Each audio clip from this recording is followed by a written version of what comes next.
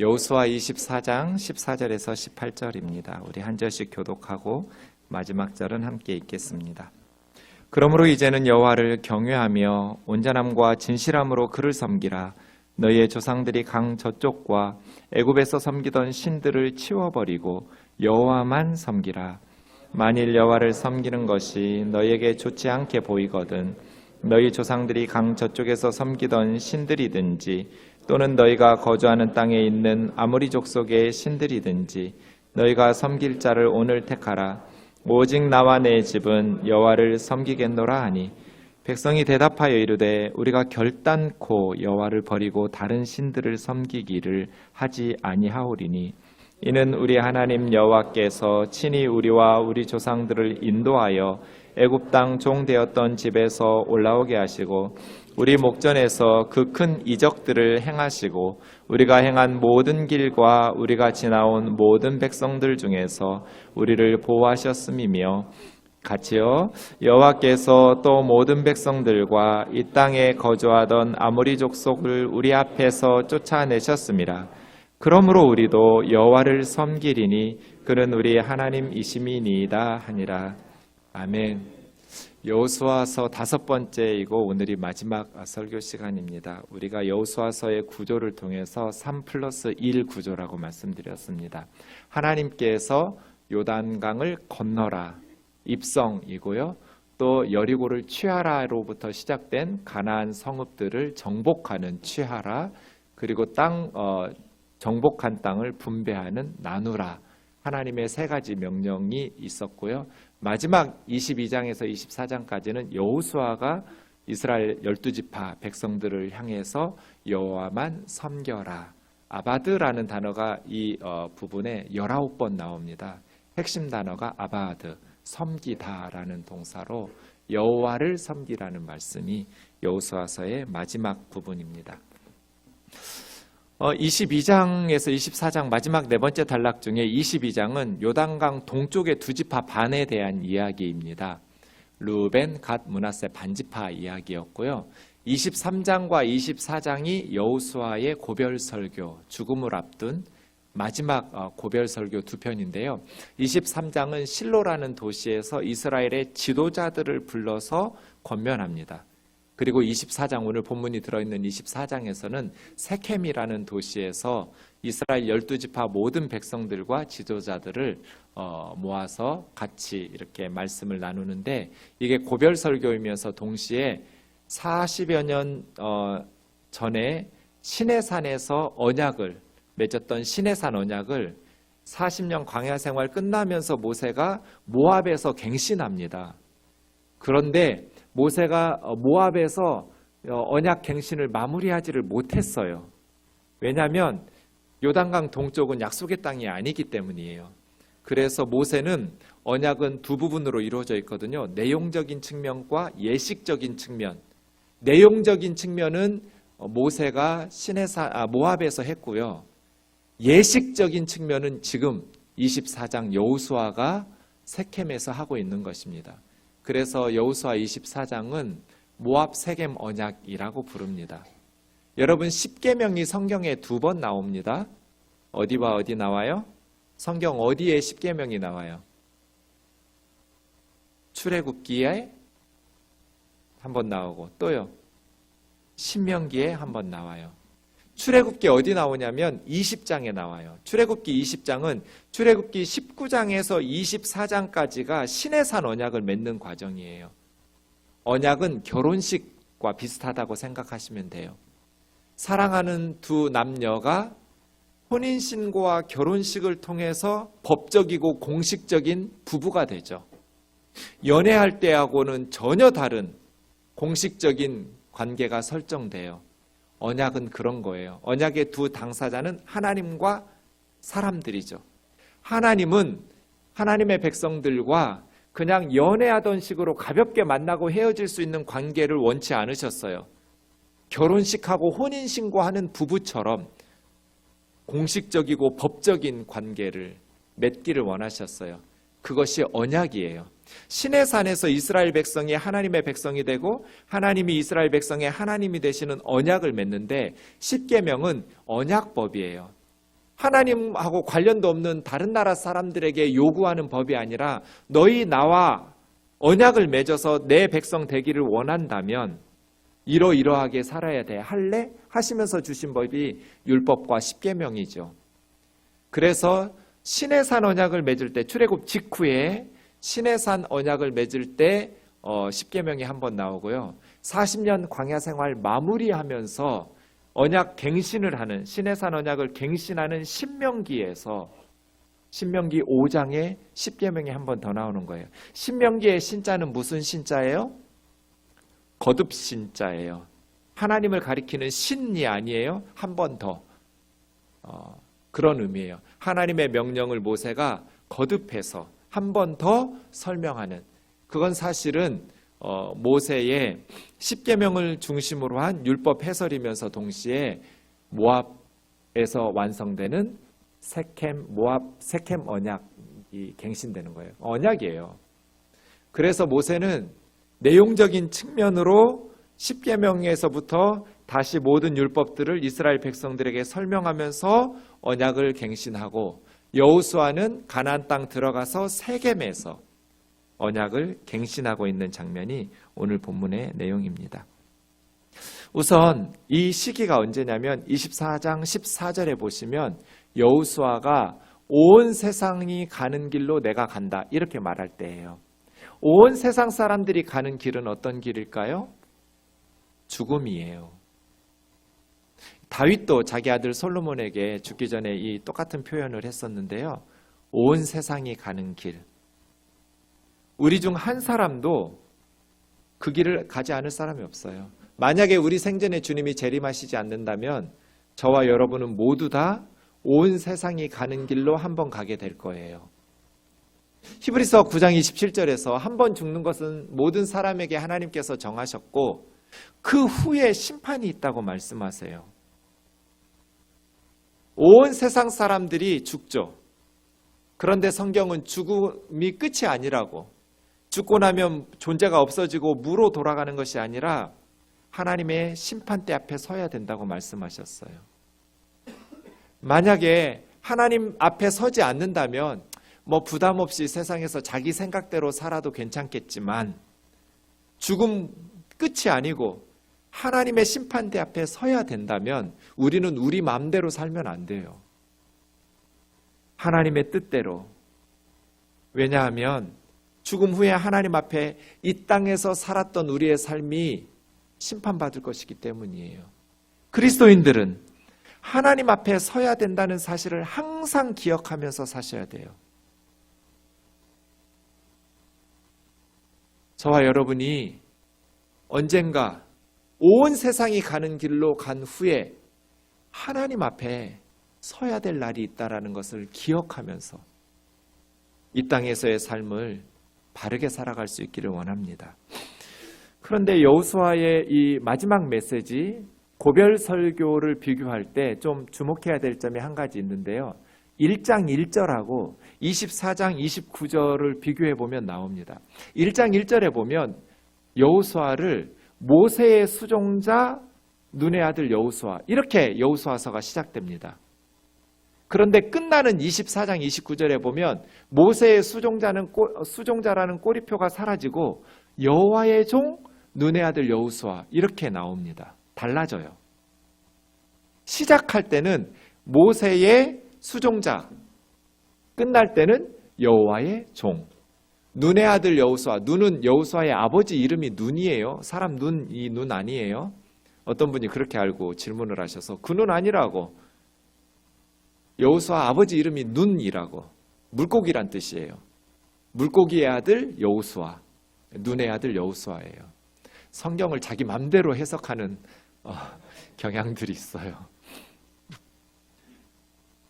눈의 아들 여호수아는 모세의 수종자라는 메샤라트라는 말인데요. 샤라트라는 말이 봉사하다, 섬기다라는 동사거든요. 그러니까 모세를 섬기는 자, 모세의 조수, 시종 이런 뜻이겠죠. 모세를 시종드는 조수 역할했던 여호수아. 이미 모세는 죽었는데도 여호수아가 이스라엘의 새로운 리더로 사역을 시작할 때 모세의 메샤라트라고 그랬어요. 그런데 끝날 때는 모세의 수종자라는 말이 사라져 버렸어요. 무슨 뜻이에요? 여호수아가 사역하는 동안에 모세의 그림자에서 시작했는데 모세를 지워낸 거예요. 여호와의 종이라는 단어는 성경에서 함부로 쓰지 않아요. 아무에게나 쓰는 말이 아니에요. 모세 같은 정도 돼야 쓸 수 있는 말이에요. 한국교회 목사님들이 아무나 자기를 하나님 종이라고 주의 종이라고 하는데 함부로 쓸 수 있는 말이 아니에요. 그런데 여호수아에게 여호와의 종이라고 해줘요. 여호수아는 그만큼 하나님 앞에서 신실하게 노력해서 실력을 기른 거예요. 저와 여러분도 여호수아처럼 살았으면 좋겠어요.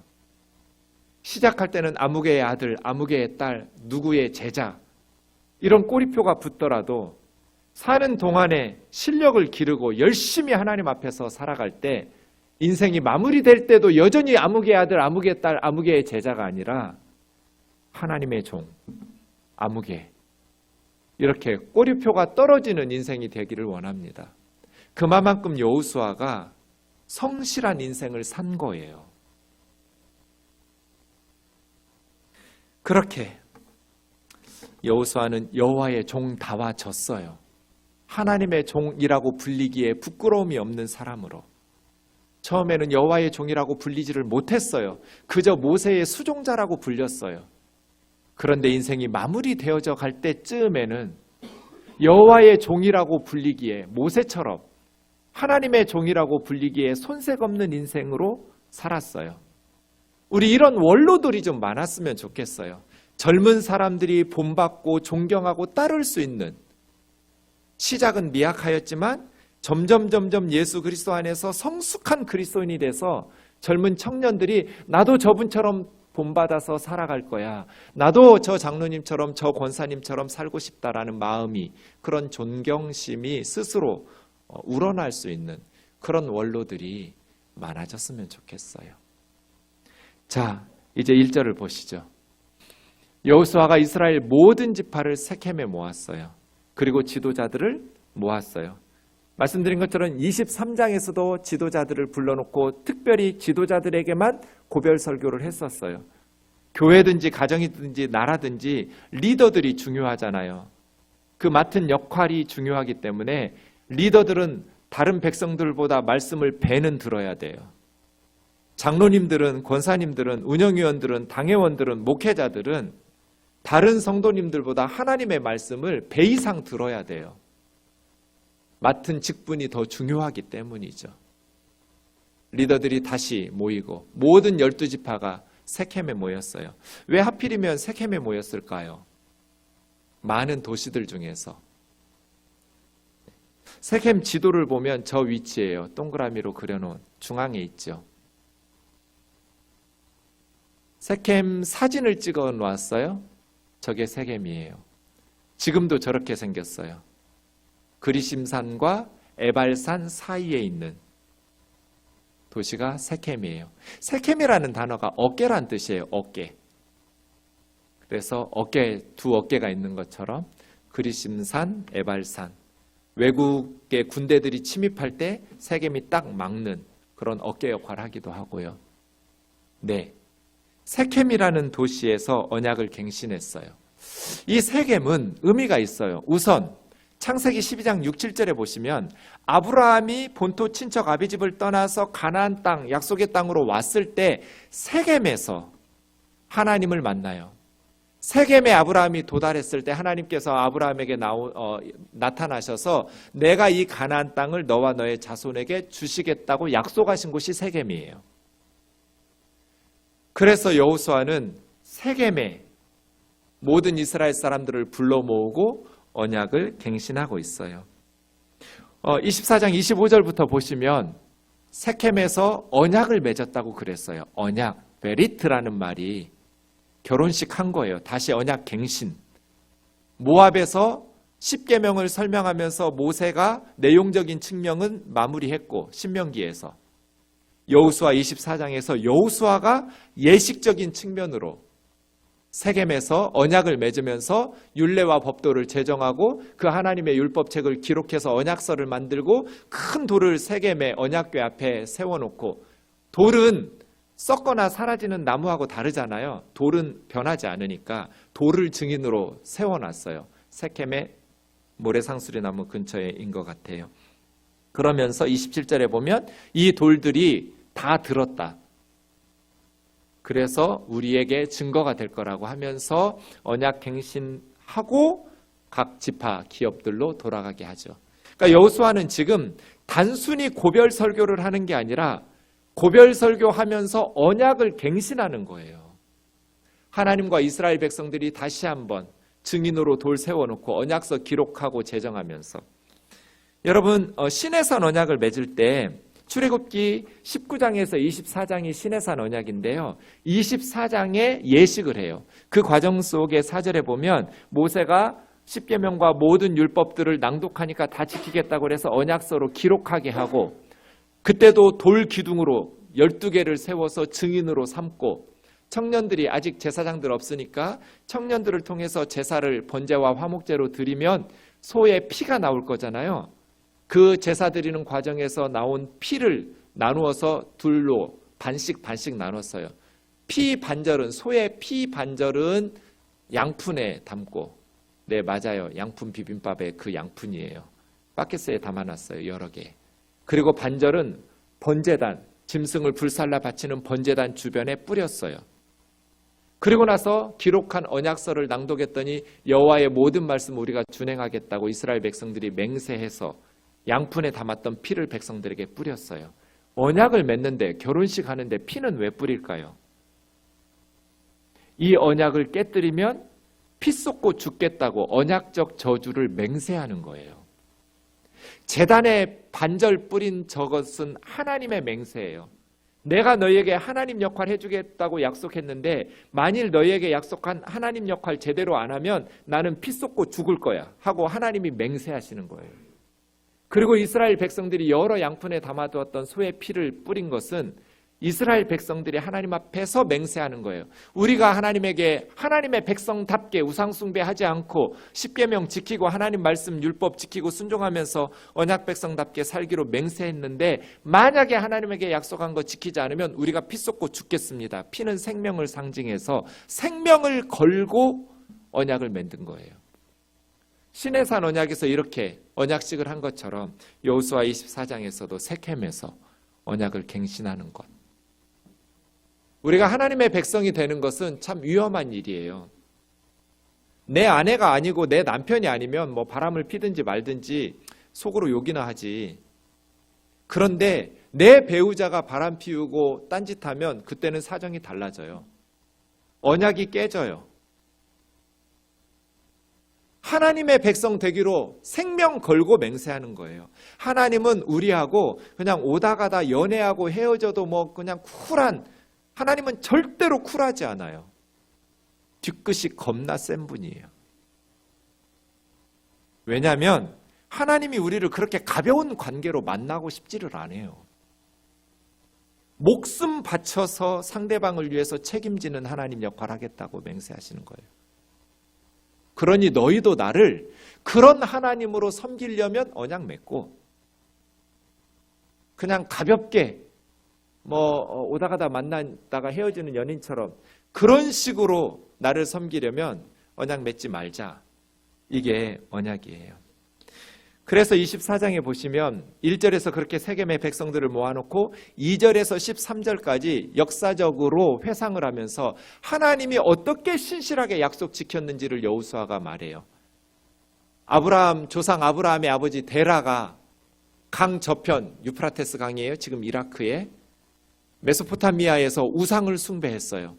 다른 신들을 섬기고 있던 우리 조상을 아브라함을 택해서 가나안 땅으로 오게 하셔서 하나님 섬기게 하셨고, 이삭, 야곱, 요셉 대대로 하나님께서 돌봐주시고, 또 야곱이 그의 가족과 함께 이집트에 가서 고생하고 있을 때 모세와 아론을 보내셔서 출애굽시켜주시고, 애굽의 600대의 철병거를 바로왕이 뒤쫓아왔을 때는 홍해바다를 가르시고 이스라엘은 건너고 애굽의 군대는 홍해바다에 수장시키시고, 광야 40년 동안 하나님께서 만나와 메추라기 불기둥 구름기둥으로 우리를 인도하시고 요단강 동쪽에 시온과 옥이라는 두 나라의 왕들을 제거하시고 그 땅을 두 지파 반에게 주시고 요단강을 건너서 이 서쪽의 7지파들을 정복하셔서 오늘날까지 하나님께서 우리에게 약속의 땅을 주셨다. 700여 년 전에 우리 조상 아브라함에게 약속하셨던 그 약속을 하나님은 신실하게 우리에게 지켜주셨다. 우리 이스라엘의 군사력으로 가나안 땅을 차지한 것이 아니고 하나님께서 앞서서 싸워주셔서 우리가 이 가나안 땅을 기업으로 얻게 되었다. 이게 2절에서 13절이에요. 그리고 오늘 본문 14절 보시죠. 그러므로 하나님은 약속 지켰다. 그럼 이제 우리는 어떻게 할 거냐? 하나님은 우리 조상들에게 약속하신 그 약속을 신실하게 지키셨다. 그러므로 이제는 우리도 여호와를 경외하며 온전함과 진실함으로 그를 섬기자. 경외한다라는 것은 두려워한다는 거예요. 두려워한다라는 게 막 노예처럼 공포에 떠는 두려움이 아니라 사랑하기 때문에, 존경하기 때문에 두려워하는 거예요. 우습게 여기지 않는 것, 가볍게 여기지 않는 거예요. 소돔과 고모라가 멸망한 때 롯의 사위들은 하나님의 말씀을 농담으로 여겼어요. 그건 하나님을 두려워하지 않는 거예요. 하나님을 두려워한다는 건 하나님을 무시하지 않는다는 뜻이에요. 하나님을 사랑하고 존경하기 때문에 하나님의 말씀을 묵직하게 받아 순종하는 것. 아브라함이 하나님의 명령을 듣고 자기 아들 이삭을 모리아산 꼭대기까지 올라가 가지고 칼로 목을 겨눌 때까지 하나님께서 아브라함을 중지시키시고 내가 이제야 네가 나를 경외하는 줄 알았다고 말씀하시는 경외는 그런 거예요. 하나님의 말씀을 무시하지 않고 가볍게 흘려듣지 않는 것. 하나님을 존중하고 하나님을 사랑하기 때문에 하나님을 경외심을 가지고 대하고, 온전함이라는 타님이라는 것은 불순물과 찌꺼기가 없다는 뜻이에요. 마음이 나누어지지 않았다는 뜻이에요. 두 마음을 품어서 한 마음은 세상으로 한 마음은 하나님으로가 아니에요. 온전한 찌꺼기와 불순물이 없는, 마음이 분리되지 않는, 진실함이라는 에메트라는 말은 거짓 없는, 정직한, 하나님 앞에 하나님을 섬길 때는 하나님의 말씀을 경외하고 하나님 앞에 불순물과 찌꺼기와 분리되지 않는, 하나는 우상에게 하나는 하나님에게로 마음이 나누어지지 않는 온전한 참 마음으로, 그리고 거짓 없이 하나님 앞에 진실하게, 잘못된 것은 회개하고 하나님 앞에 솔직하게 정직하게 진실하게 거짓 없이 하나님을 섬기라는 거예요. 너희 조상들이 강 저쪽, 이 강 유프라테스 강이에요. 갈대아 우르에 하란에 있을 때, 나중에 야곱이 자기 외삼촌 라반에게 갔을 때 거기서 아내를 만났는데 라헬이라는 아내가 드라빔이라는 우상을 숨겨가지고 와요. 강 저쪽 사람들, 아브라함의 가족들, 친척들 다 우상 숭배하고 있었어요. 너희 조상들이 원래 고향에서 섬기던 그 우상들이든지 아니면 애굽에서 섬기던 신들은 다 치워버리고, 이게 온전함과 진실함으로 하나님 예배하고 섬기는 거예요. 우상들은 치우고 여호와만 섬기라. 이게 여호수아의 마지막 메시지예요. 우리가 자녀들에게 남기고 가야 될 마지막 유언은 무엇인가요? 여호와만 섬겨라. 15절, 만약 너희 눈에 여호와 섬기는 것이 좋아 보이지 않거든, 너희 조상들처럼 강 저쪽에서 섬기던 신 섬기든지 아니면 이 가나안 아모리 족속의 신들 섬기든지 너희 땅에 있는 족속의 신들을 섬기라고, 너희가 선택하라고. 결혼은 그런 거잖아요. 잘생기고 스펙 좋고 신랑이 훌륭하다고 그래서 그 훌륭한 신랑이 아무 여자나 나랑 결혼하자고 하면 그 여자가 꼭 반드시 그래요 이렇게 해야 되나요? 싫어할 수도 있잖아요. 하나님과도 마찬가지예요. 하나님께서는 강제로 우리에게 언약을 맺자고 하지 않으세요. 시내산 언약을 맺을 때도 그러셨고요. 모압 세카임 언약에서도 여호수아는 제안해요. 너희 선택하라고. 너희 눈에 여호와 섬기는 것이 좋게 보이지 않으면 너희가 원하는 신 섬기라고. 오직 나와 내 집은 여호와를 섬기겠다고. 나와 우리 집은 하나님만 섬길 거라고. 그랬더니 16절에 이스라엘 백성들이 우리가 결단코 여호와를 버리고 다른 신들을 섬기지 않을 거라고. 왜냐? 우리 눈으로 다 봤다고. 우리 눈앞에서 하나님이 하신 일들을 다 보았기 때문에. 18절 말씀에서도 우리는 하나님을 다 경험했어요. 하나님이 우리 앞에서 다 어떻게 일하시는 길을 체험했기 때문에 우리도 당신처럼 여호와를 섬기리니 그는 우리의 하나님이시기 때문이에요. 이렇게 하나님의 언약 백성 되겠다고 약속하는 거예요.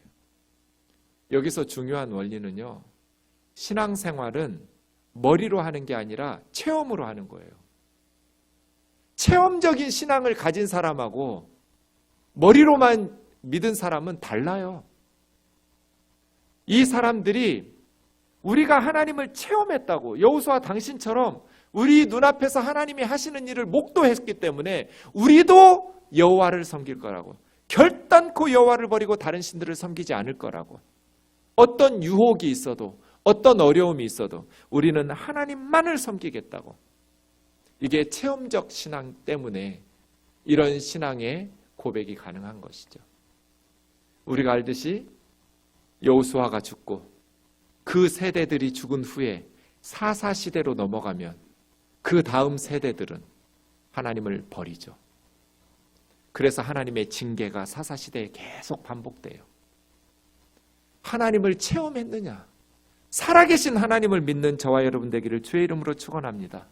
교회에서만 살아계신 하나님, 예배 때만 생각하는 하나님 말고요. 성경 안에만 계시는 하나님 말고요.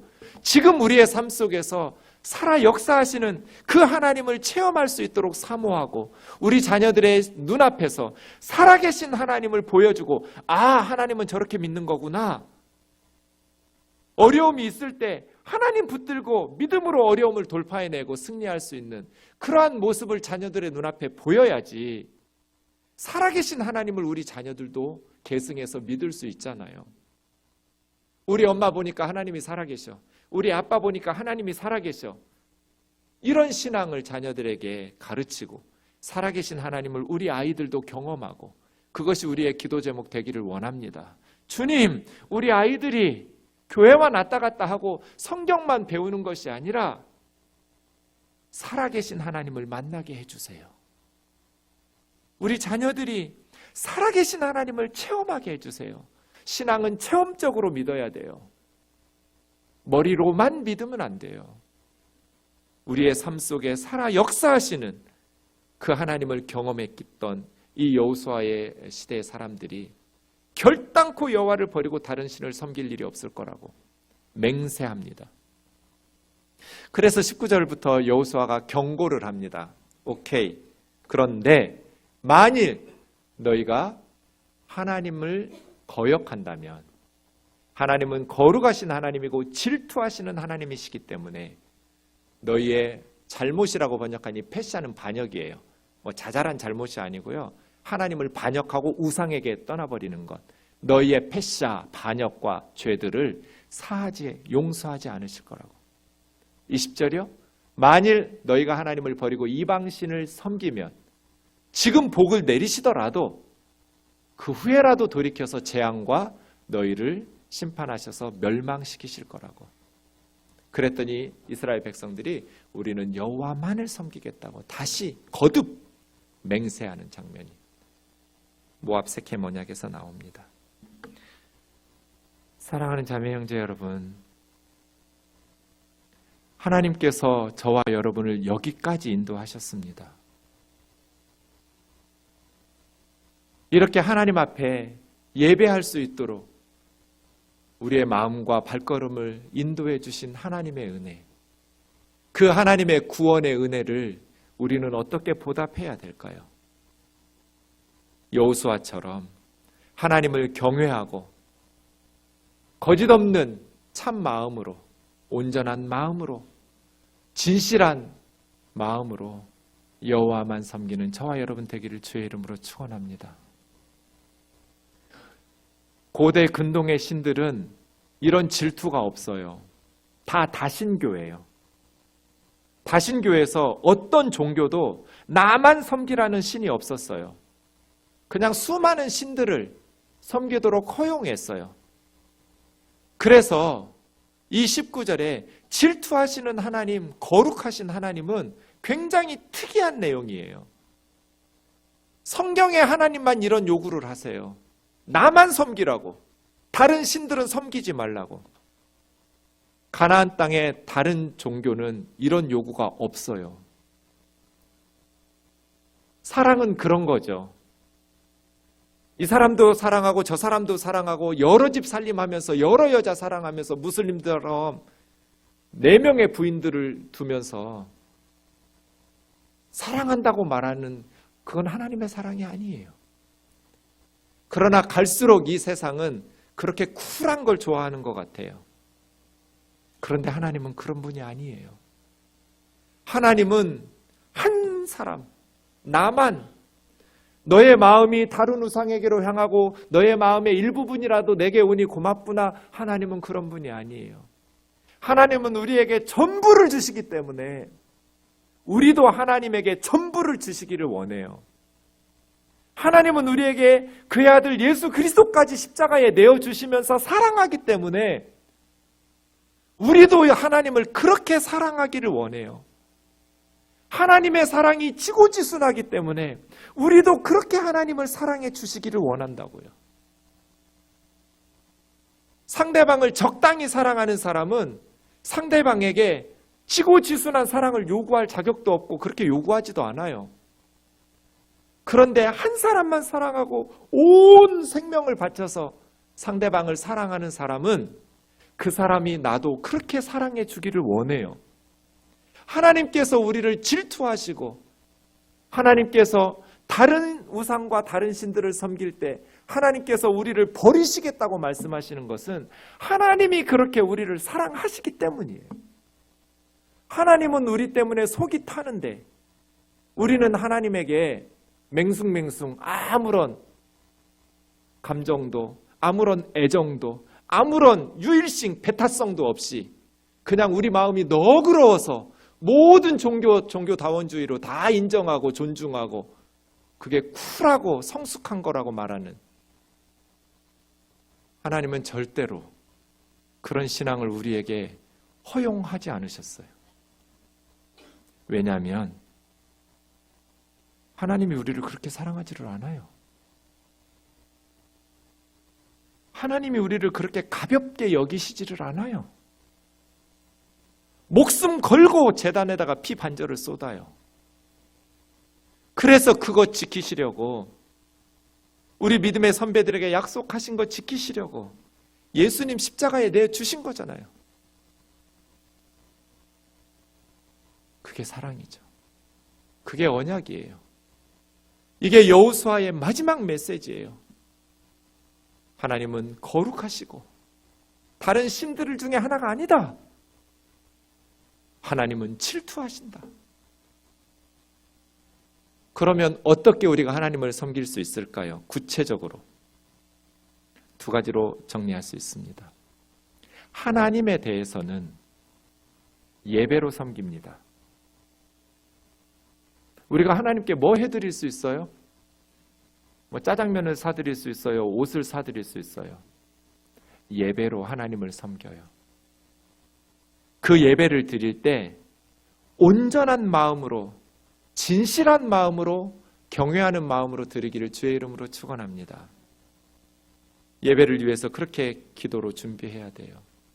주님, 예배 시간에 딴 생각하고 예배를 가볍게 여기고 또 내가 복받기 위해서 이기적인 목적으로 예배 안 가면 진짜 놀러 가고 싶은데 여행 가고 단풍 구경 가면 하나님께서 교통사고 내게 하실까 봐 병원비로 돈 뺏어 가실까 봐 이건 예배 아니에요.